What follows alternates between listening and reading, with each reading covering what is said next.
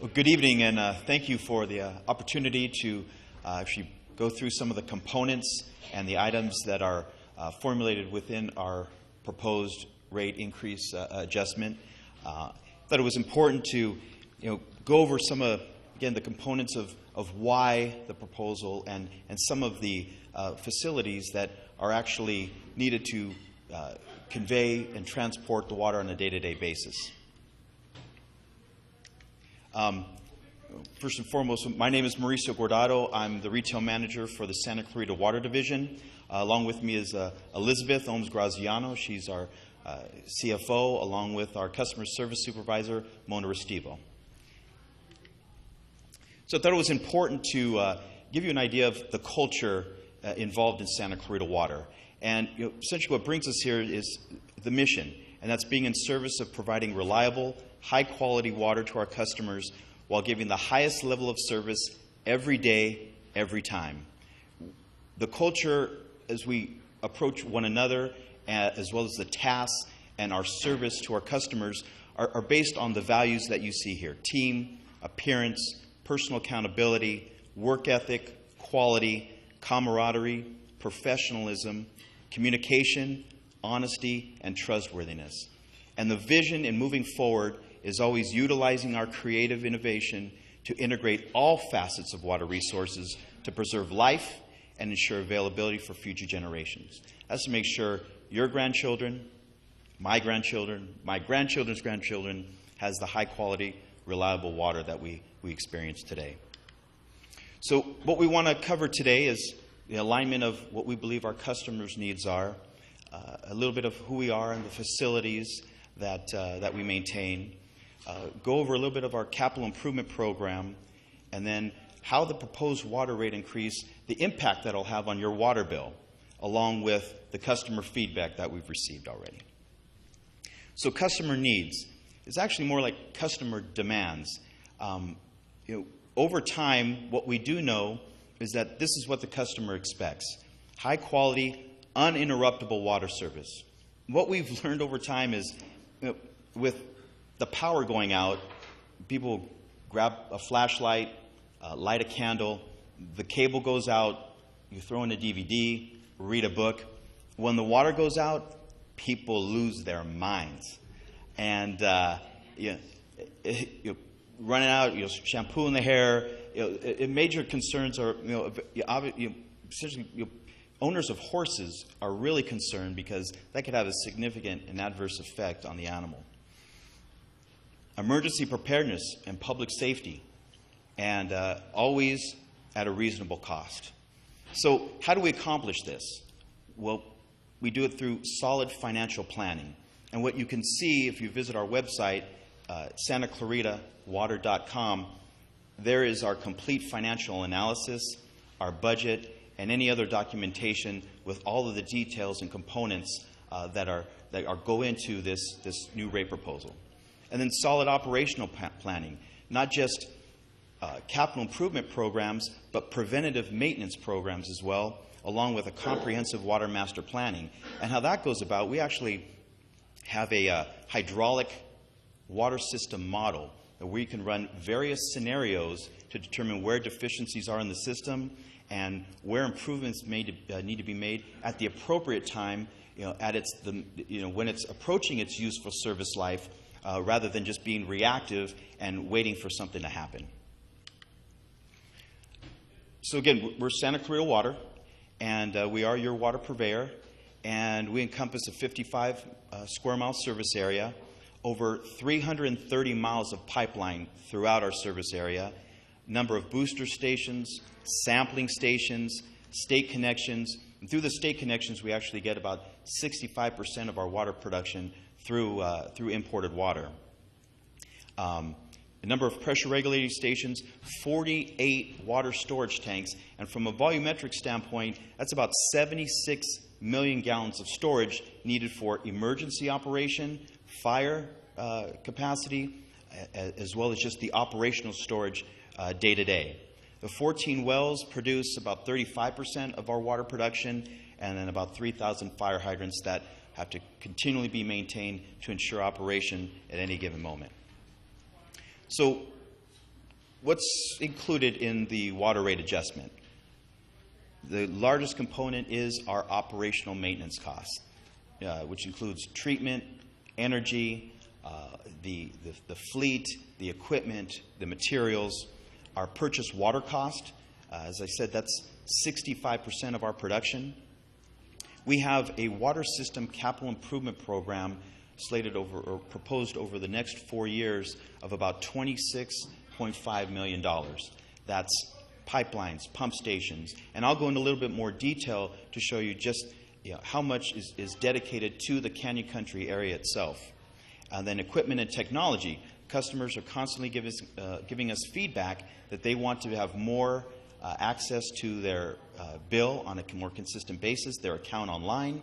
They want to be able to make payment with credit cards.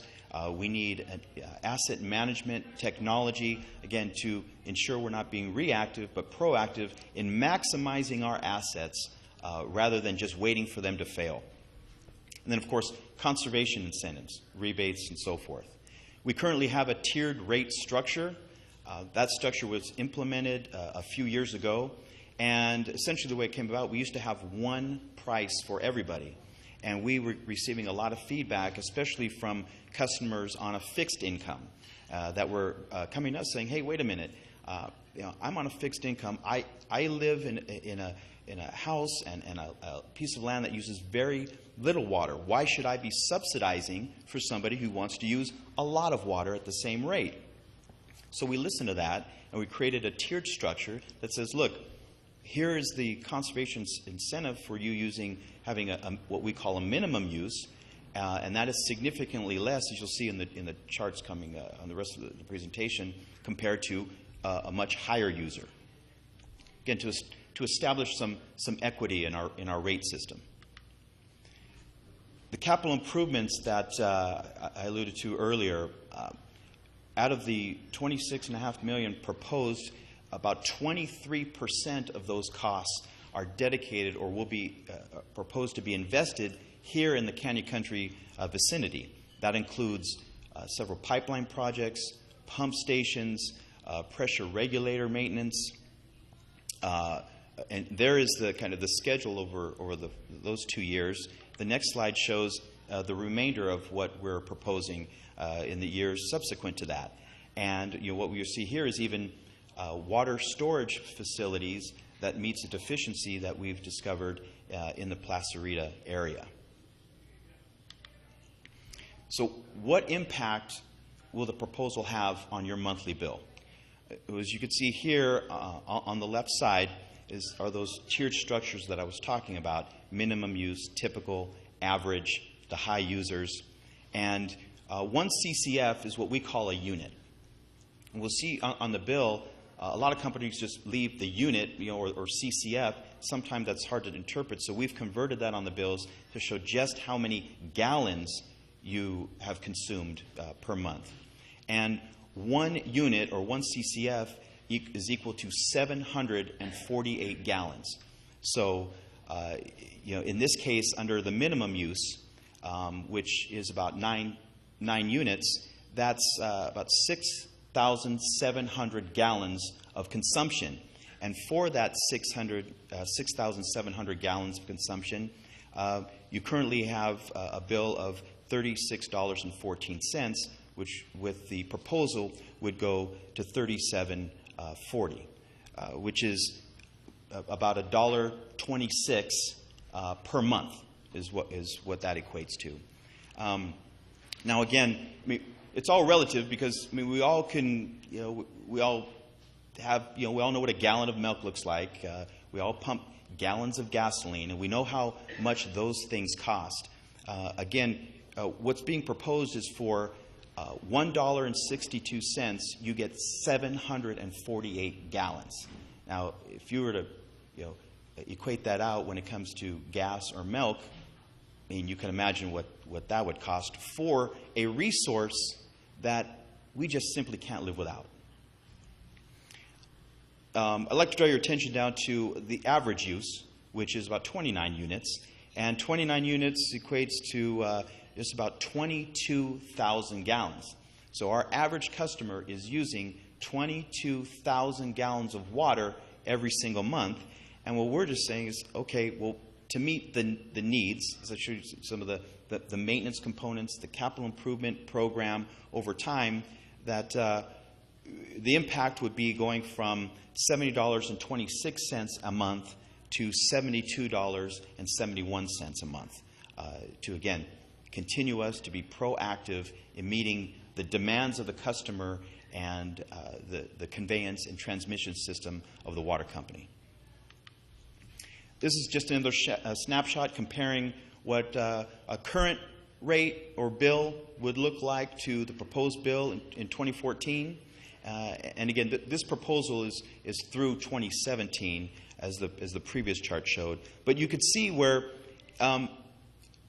it's a very reasonable amount, we believe, that we're asking, because in light of things, it's not a whole lot more for what we're hoping that the service that you're expected to have. The customer feedback that we've received so far through this process, and you've all received a notification, in the mail through the Prop 218 process, describing what the rate increase entails, some of those triggers, some charts demonstrating what impact it would have on your bill, along with what the proposed rates would be through 2017. And the feedback that we're getting from the customers is, hey, these are still difficult economic times. And we understand that completely. It's difficult for all of us. However, we approach the job and we approach the service in the most cost-effective manner we can, no matter what the times. And I think over time, what we've done at the Water Division is helped actually suppress the rates that we're proposing today, which is essentially 3.5%, or again, another $1.26 to the water bill in the minimum use, and the average use is about $2.45 a month. Additional feedback were that revenues are not used appropriately, and we would say, well, like what? Because we are out there constantly in preventative maintenance to ensure that the customer at all costs has uninterruptible service. Again, repairing a service replacement program, for example, that not waiting for areas and number of leaks to just rupture, but actually documenting logs, maintenance logs, and using our hydraulic water model to determine, well, what can we anticipate? Because we know blowouts are going to cost sometimes 5 to 10 times more than a preventative maintenance replacement would. When you see blowouts in the street, all the trench restoration, paving that would have to go in, rather than understanding that, hey, we've had a number of leaks on this street. This material is reaching its useful service life. It's probably a good time to replace them all. Rates are already high enough. Again, we are constantly, through our analysis, trying to ensure that rates are reasonable. If you compare them to even in this valley or throughout Southern California, we're significantly still lower than many of those water companies out there. Again, for the vast service area that we have to maintain. Not any better or additional service provided warrants an increase. Again, some additional feedback from customers. Granted, we're not in the headlines. Typically you get in the headlines if you're doing something wrong. So we consider that, well, we must be doing a pretty good job, because some of the headlines that people don't read about is the additional service that we provide to people. For example, in the Friendly Valley area, there's the Friendly Valley Master Plan Community. They have a golf course there. Many people on fixed incomes. Their irrigation to the golf course hadn't been working for years. They actually had one poor soul trying to hand water that golf course, And it just wasn't happening. I mean, it was in pretty bad shape. They received estimates in upwards of $300,000 to retrofit their irrigation system. They called us saying, what can we do? Through our analysis, we discovered that, it wasn't necessarily their irrigation system. They had a bottleneck from their meter to their backflow device that significantly was constricting the flow of water. We used our resources, talked to one of our vendors, and actually one of our vendors decided to donate a backflow device as part of a pilot study to this community. And the only thing it cost that community was $2,500 to reimburse the Santa Clarita Water Division to install that device. Again, no headlines, but that's about being in service of. When I put up originally the mission, the vision, and those values, we subscribe to those day in and day out. That's what we believe. That's our approach. Additionally, in this area, there's been several communities where we've upgraded fire hydrant heads because they were old, maybe wharf heads from a long time ago. As a result of that, residents actually were experiencing lower insurance rates because they had better fire protection. Investigate ways to reduce overhead.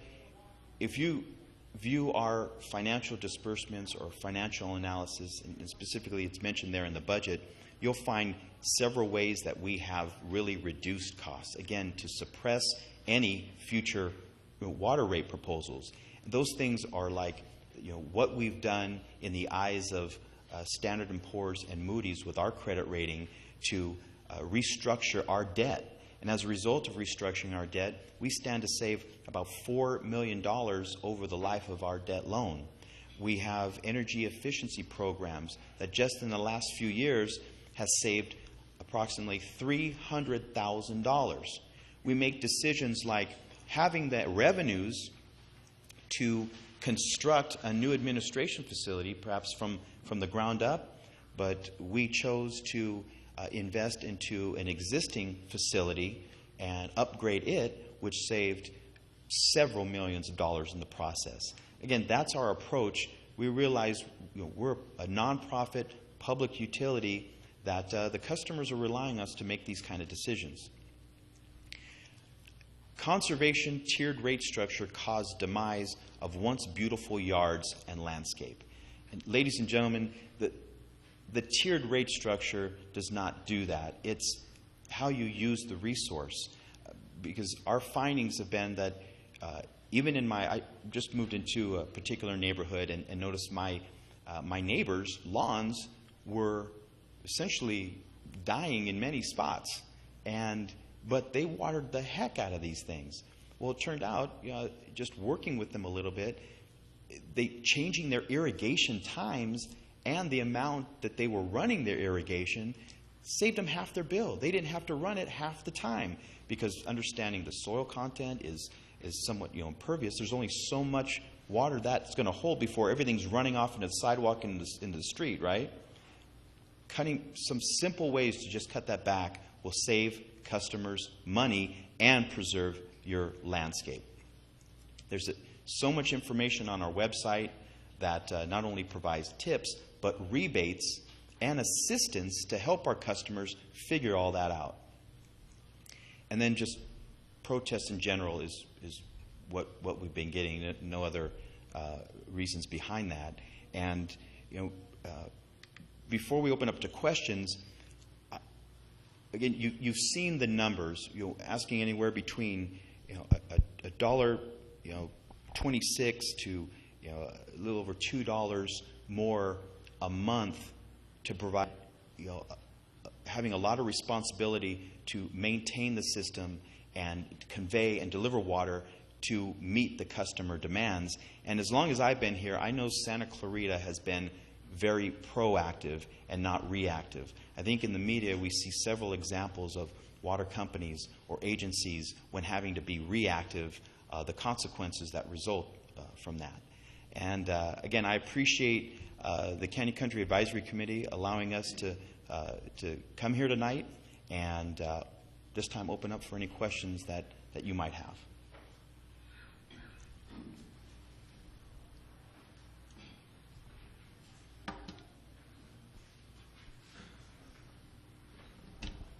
Hi.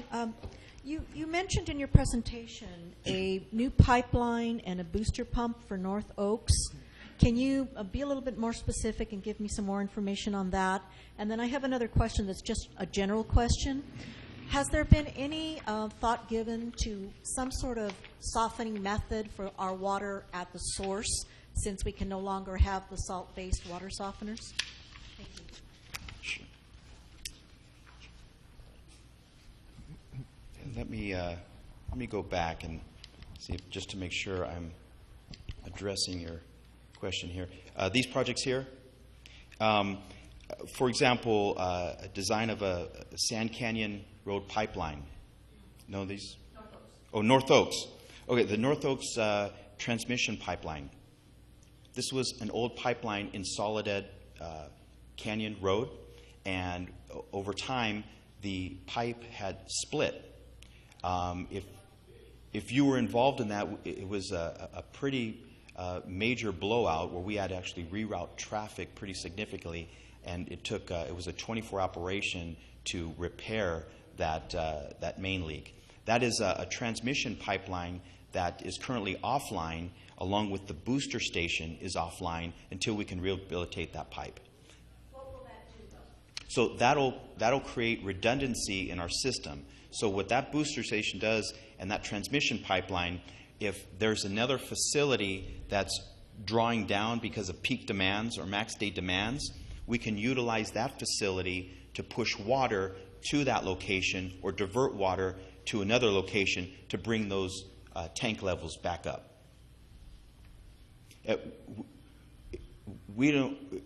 There's certain levels of the water storage tanks that we need to maintain in the event of emergency happens, say an earthquake that severs pipelines or fire. If you could recall, it was just a few years back where we were surrounded, for the most part, by fire. And I'm very proud to report that every single one of our facilities was operational, and the fire department were able to do their jobs with enough fire flow capacity, to do their jobs and to save homes and potentially lives. And the water softening, that's being experimented in other water companies, and it costs money. So it can be done, and I assure you, if enough residents reach out or provide us feedback to our board and to the Retail Operation Committee, that is something that we can look at to see if it makes economical sense. And as long as the customers understand that there's costs associated with that, it's already being done. Okay, I have a question. Have you included in your proposed rate increases the 18% increase at the Rogue Wholesale Water Agency up on the hill? Your parent, by the way, but not your fault. They are proposing an 18% increase on your water company and on the Valencia Water Company, and they're proposing 82% for the Newhall County Water District. Is that your portion, the 18% factored in your new rate increase that you have here? We have a fixed rate and a volumetric rate that we pay to the agency. So all of their costs are conveyed over to all of the water purveyors in the valley. So whatever decisions they make, whatever fixed costs that the agency has are included in our rate and everybody else's rate. Yeah, well, I was just wondering, you're proposing a rate increase. I was wondering if that 18% is included in your proposal. In order for us to do our financial analysis, we get the figures from the agency of what they're going to charge us for a particular amount of imported water. And I mean, that's the number we use. We don't break it out to all of their components. That's what they've already done. They provide us what that proposed rate would be over time. Is it a pass-through on your bill? It's a pass-through. Oh, okay. Very good. It is a Then- pass-through. Then the customer can see. And is it labeled CLWA? No, it is not. Oh, it's not. Well, it is at Newhall County Water District. If I can just aid in the answer to the question about softening the water. Yeah. My wife and I first thing we did was he took the salt-based water softener out 25 years ago when we bought the house. But we did go online and research the wastewater approved systems to help soften water. And what we got was one of these units. It's like an electromagnet. You wrap the wire around the pipe, and it's supposed to, I'm not sure how the technology works, but it's supposed to break up the calcium, and it actually works. So anyone who would be interested in that, please see me afterward, and I'll try and get your name so I can tell you what the make and model of the thing is. Interesting. Mauricio, I haven't seen you for a while. It has been. Yes. First of all, I'd like to say that you have done a very good job at trying to bring up that water company to its present level. It has been kind of in disrepair for a lot of years, and I really appreciate that. But I would also like you to give Ed credit, my husband credit, for the money that he saved your company just a few years ago.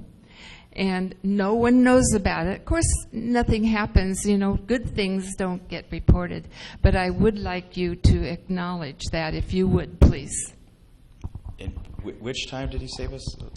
That is when you did not have to pay the power charges to for yes. the Sand Canyon. Yes, thank you. As part of in keeping the spirit of the independency between retail and wholesale, Mr. Dunn was very, very vocal with that, so that we weren't being imposed a cost that otherwise we shouldn't have. Thank you. Yes, sir. Good evening. My name is Alan Cameron. Have not had a chance to look at your books for a number of years. Had several questions. One, I'm assuming that now, as in the past, you don't get any reclaimed, recycled, treated sewage water at all from anywhere. Is that correct? That's correct. Okay. When I'm finished, you could indicate if there's any plans you're aware of that would alter that. Number two, when the down lower area retailers, such as, primarily Valencia Water Company, were allocated that reclaimed water, it was supposed to be a benefit from retailers in your geographic locale, that since you got no reclaimed water, you would somehow be given other sources of water to make up for the fact that your competitors and other customers benefited from that water. And I'm wondering if you have any update on that allocation proposal. Next, does your board... I'm sorry, could I answer, if you have several, could I just answer them as we go on? Would you All mind?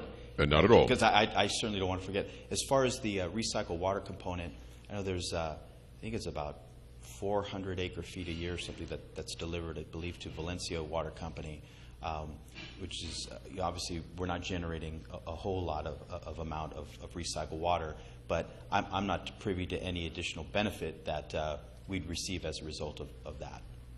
Oh, all right. I'll remember that you said that.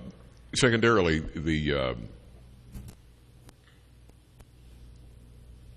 how much water are you currently drawing from the Saugus Aquifer as a part of your routine delivery of water? We do not draw, of those 14 wells, we only draw from the alluvium. We receive water from the alluvium and imported water from Castaic Lake Water Agency. The Saugus Aquifer and the agency's perchlorate treatment system is blended into that mix of imported water take. You have no Saugus wells at all? No All right. Saugus wells directly into our water system, no. Thank you. And then has your autonomous board taken a position at this date regarding the effect of the chloride extraction proposal that it confronts this community? And if so, what is that proposal? For the sake of time, I've been advised that if we could keep it to the actual rate proposal presentation, and that surely if the committee would like a presentation on our parent company's position with regards to chlorides, there's a lot of information out there that I know someone other than I that's been out in front could more effectively deliver that message. Well, thank you, and I appreciate that. What I was curious about is that the concept for the Santa Cruz Water Division is it will be wholly autonomous from its parent organization. You have a board and so forth and so on. I'm just wondering, has your board taken a position about the chloride? Has the Santa Cruz Water Division done that? And the reason I ask that is that it would have a profound effect on your rate structure in a relatively short period of time, depending on which of the so-called solutions actually comes to fruition. Sure. I believe the actual, as far as our analysis, doesn't show that any decision made on the chloride levels would affect the retail water rate as much as it would the sewer rate. And at that point, I'm not in a position to speak for the sanitation district, nor again a parent company which is governed by the CLWA board.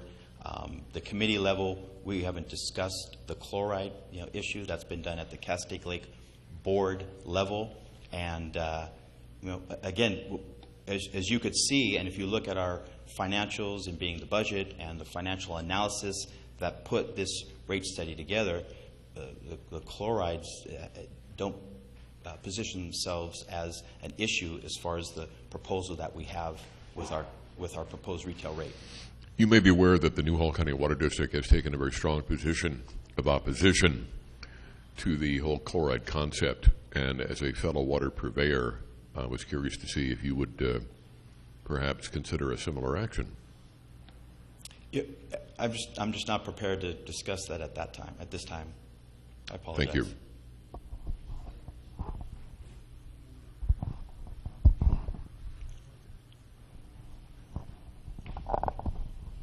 Hi. Good evening. Just a quick point wanted to make. There's obviously a couple costs to delivering water to the citizens of the area.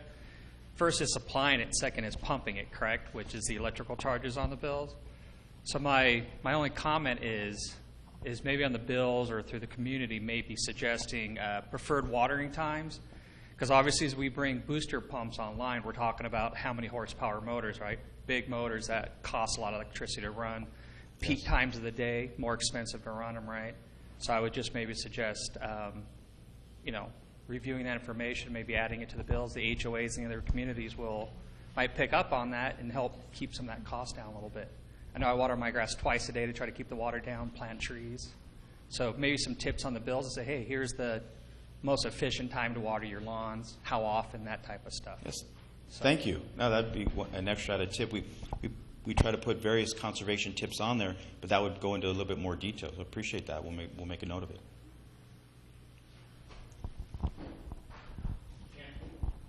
Yes, I had a question. Actually, it came up when Cameron brought up about the boards. Actually, your board, and I believe we talked about this before the meeting, your board is the same as the CLWA board members. I mean, they're one and the same. The board members you have on your board are members of the CLWA board. So there's no real difference there. There should be, but there isn't. So I just wanted to point that out. So it's when he's asking your board to take a position, they're actually board members of CLWA, and I believe they already have taken a position.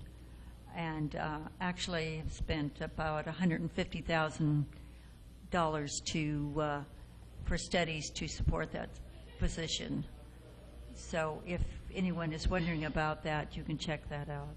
Thank you.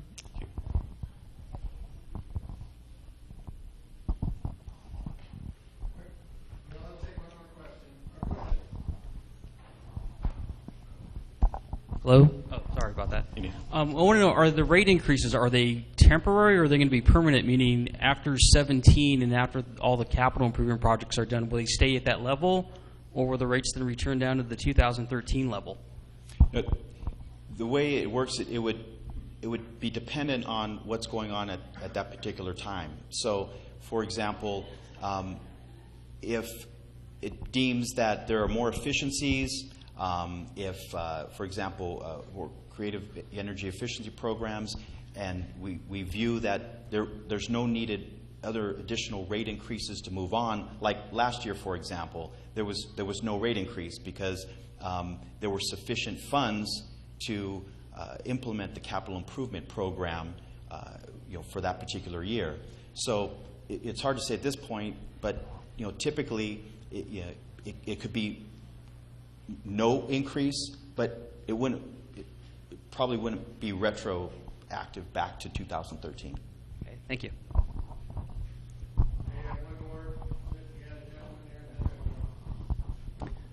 Yeah, just last week there was 2 articles in the Signal. One was about the chloride. The other one is about the twin pipe, or what used to be the peripheral canal. What do you think the reduction in chloride would be if the twin pipes came in, and the effect on the chloride that would have to be treated?